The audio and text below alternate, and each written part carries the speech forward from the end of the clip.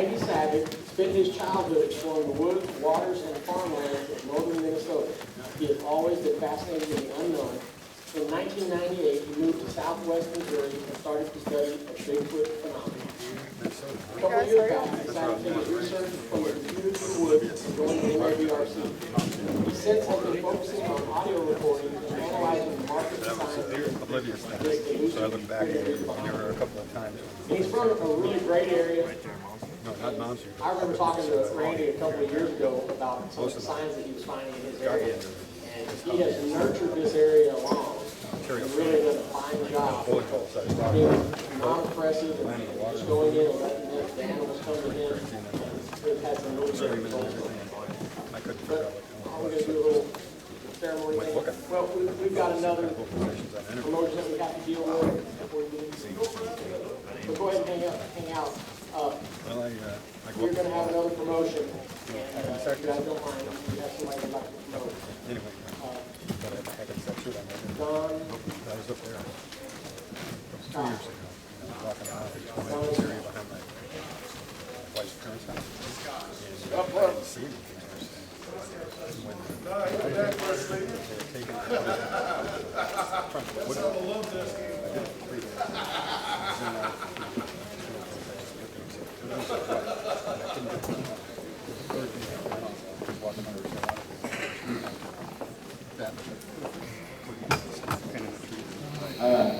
I'm the executive director for the MABRC, and we've started thinking about things that we needed to do to recognize some of our members of the group.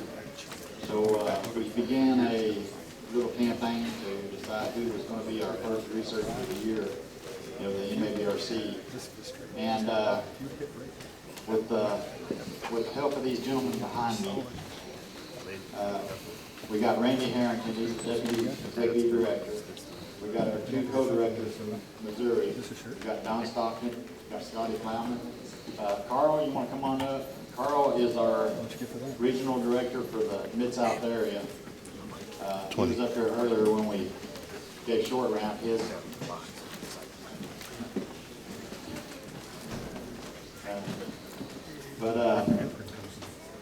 What we'd like to do is, there's been an individual in the group that has really put a lot of effort in the last year, and it's come a long way, and it's with a lot of pride that I'd like to present Randy with the Researcher of the Year Award. Come on up here.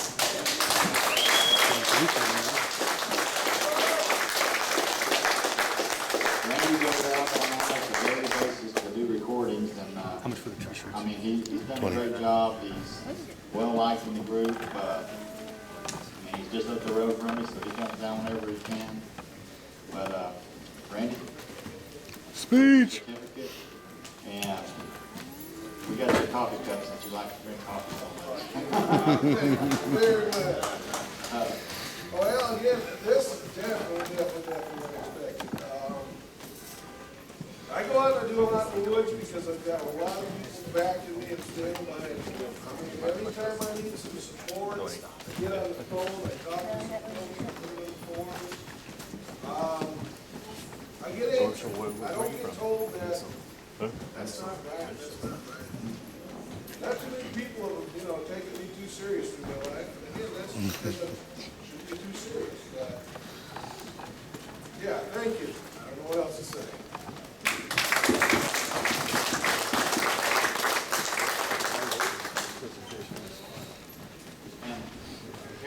Here's your special presentation up here, Randy.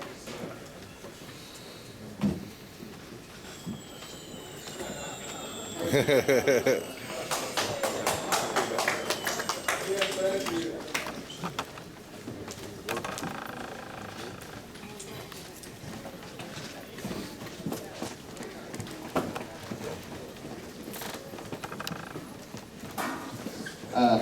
And before he actually starts, I do want to thank the 2 ladies that's been in the kitchen today. It's been Randy's wife, Shirley, and of course my wife, Bobby, wherever she is. Oh well, she didn't get to hear her accolades, so. We'll tell her that it was true. I got it recorded. I'm going to turn it over to Randy and let him run with it. I don't really think I did that right. take that, I'm not gonna be able to use my walking stick, so how about if we just do it this way? Is everybody able to hear me? I know I'm a quiet individual, bashful and all that. My presentation today is, again, according to the unknown. I mean, why do we call them unknown? Because they're not a proven critter. I mean, we've been out there, we've collected the evidence as a group, as individuals, and we know they're out there. But unfortunately, like so many other things in society, science has kind of changed a bit. They used to go out and look for answers. Now they kind of seem to want answers being brought to them. So we just don't seem to have as many people out looking as what we did when this country was first developed. Why do we do audio? You know, I don't know every noise in the wood. I have no clue what all is out there. So by collecting audio, we can end up with recordings of sounds to be able to identify critters. I mean, I don't know what every sound a coyote makes. I don't know every sound that a fox will make. So by getting those and getting them home, we can compare those with known databases out there. So we're making a database of unknown. You know, again, we can compare them to other databases. Not only databases of known critters, a lot of your universities got a bunch of good sites where you can go to and compare sound. Another thing that works real well with it is when we compare it with other researchers. You know, if I hear something in my area and I ask somebody else, hey, Don, have you heard this here? Well, what does it sound like? I can't mimic it. And if I do, I'm going to really sound like a fool. So if I've got the audio and I kick it up, this is what I heard. Don can say, oh yeah, well, you know, I've heard that. So again, another reason why we do that. You know, another way that it really has helped me personally is we can analyze encounters that we have with these critters. If you've got some audio to back up your experience, in the heat of the moment, we all get spooked. In the heat of the moment, our minds are going so fast that we're missing some details that could very well be important. So what we need to do is have that audio available so we can sit down, listen to it 2-3 times. What this sound was there something that led up to this sound? If so, next time we'll be able to hear those indicators too. You know, I don't know if it's just me, but my mind seems to have a hard time wrapping around a lot of this stuff. And by having the audio, it definitely seems to bring more of that into play to where I can understand more of what I'm hearing and why those things might be occurring.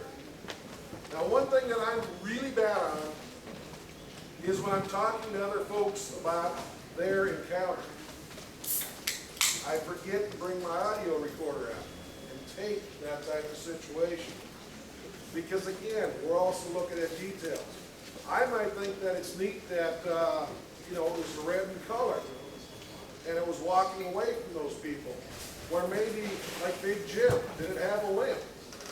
Was it walking different? You know, those are all details that my mind won't absorb during an interview, that if I've got an interview recorded, it can be analyzed very easily. Where do we set up for audio? I have been asked that question many, many times. Where do we set up? Well, you can set up where there was a sighting. You know, if there's one recorded in a database and it was running across this river, you can set up there. You might end up hearing something. You know, I wish I could say it's better than setting up in a Walmart parking lot, but up in Nevada, Missouri, they ended up having a Bigfoot sighting going through the back lot of a Walmart. They suspect it was dumpster diving, but again, that was turned in as a report. So, who knows where they're at? We just don't know. You know, campgrounds. about the Chickasaw National Park. They're in there. They've learned to adapt to people. They've learned that people can give them a benefit that they couldn't get in the woods.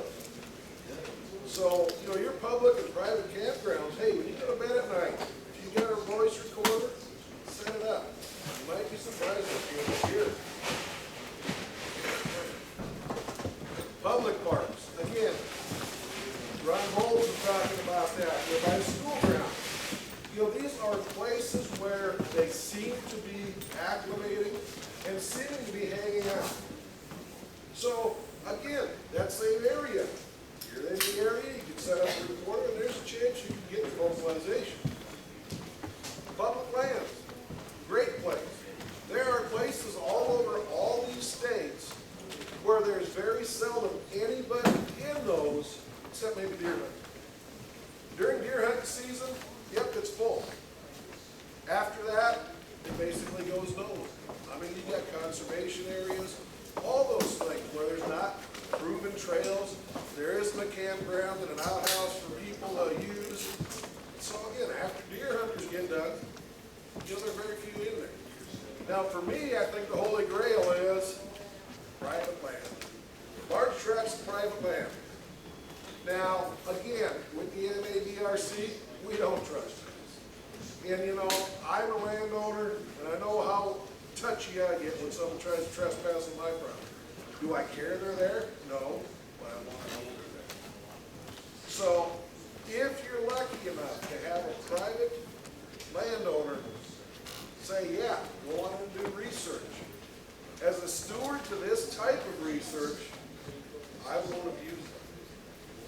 I won't leave something behind that's going to make me look bad.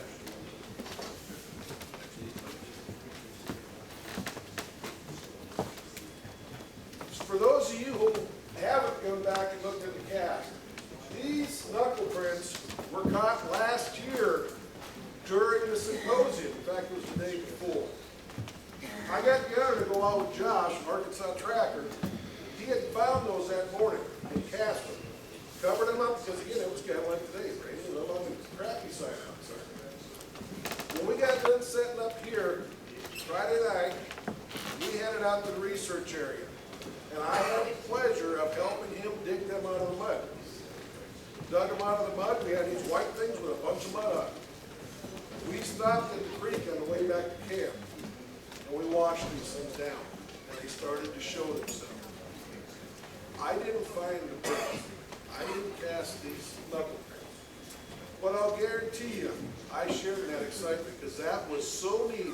Washing that mud off and seeing what came out from under. Now, during that same weekend out there, I caught a recording. Let's go ahead and play it.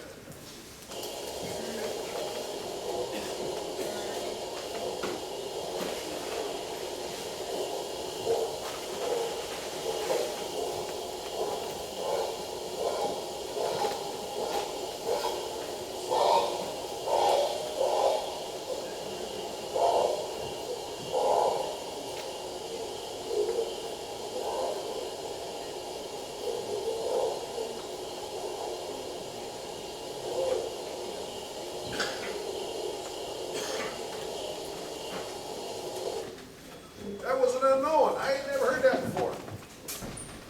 And I sent the clip to DW, and the only thing I could even get close to resembling it would be some sort of hog, but it doesn't sound like a hog that I've ever been around. I asked DW about it. I said, hey, it's your research area. You know what's in there? You guys got any hogs? And he said, I haven't seen any sign of it. We've never done it like that. Because I had that audio when I shared it with other researchers, I had Mr. Brian Conroy, the avid duck hunter, goes out when it's cold, freezing, whatever, dark, sets up his decoys and duck hunts. He listens to that. He said, you know, I've heard that. And, you know, myself, I'm sitting there, hey, all right, because I know he's got a good researcher. And he says, you know what it is? I said, no. He said, that is the warning call of the blue heron. He had kicked him up the fall before as he was going out to set up the warning. I said, blue heron? I got on the internet. Stan Gordon was the one that had a real good recording of one just like that sound. So now I got an unknown that's now known. If I should ever get the chance to hear that again, I'll know what I'm dealing with. But at the time, unless I had the audio to go by, it was an unknown. Now, the other thing is, how could I have told you what I heard? I can't put sounds like that. So again, that's why I'm recording. When I set up with recordings, I'm a pretty simple fella. I don't complicate things too much. I can't look at recordings like a baseball game. 90% of the time, I'm out and I listen to 14 hours from 2 recorders of bug noises. Or of bug noises with noisy chipmunks or squirrels. That's a strikeout, folks. There's just no other way of putting it. I mean, but if we don't put that time in, we're not going to get that 10-second clip or that 15-second clip that's out there. Now this next audio is what I classify as a third base or first base audio. I think it's there. You can hear it. It's way off over there. And even if we try to filter and amplify it, all we've got is something that, you know, it sounded weird.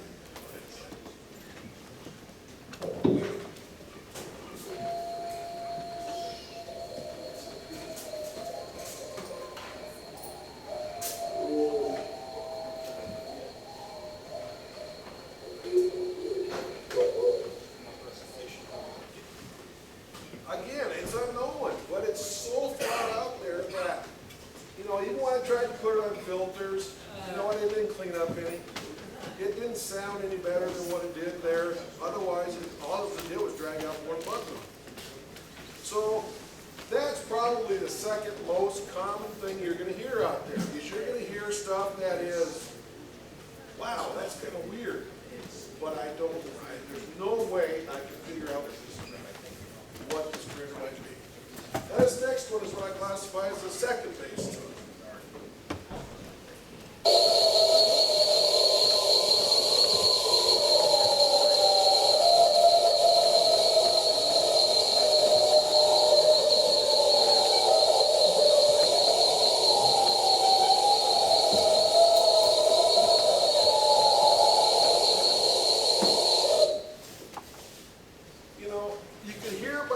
Sound of the bugs being really close and really distorted. That was some editing going on my part. But again, it brought it out closer. I could identify some coyotes. I could identify some other canines. Again, you get quite a few of those. They're very, very interesting, but they really, again, don't show nothing. Now, when I go to what I classify as the third base, there's something that it's close enough, I don't have to edit, but there's something that's kind of weird about it that really catches your attention. Something that just doesn't fit. Let's go ahead and play that last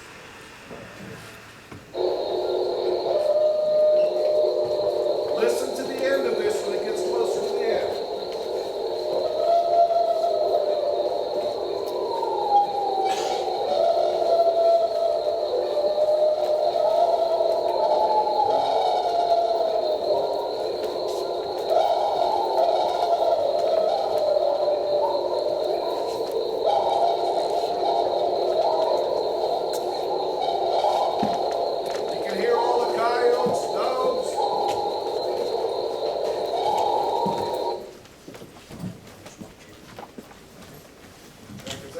Pretty neat on this one. Again,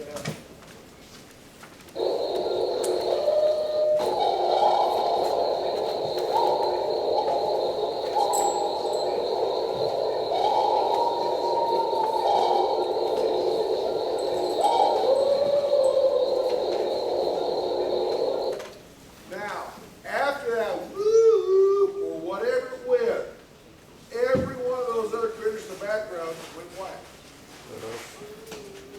I don't know for sure what it is. I suspect I know what it is, but I don't know. And that was the part that was really weird about that. I've never heard a coyote with that type of call. I've never heard a wolf with that type of call. But whatever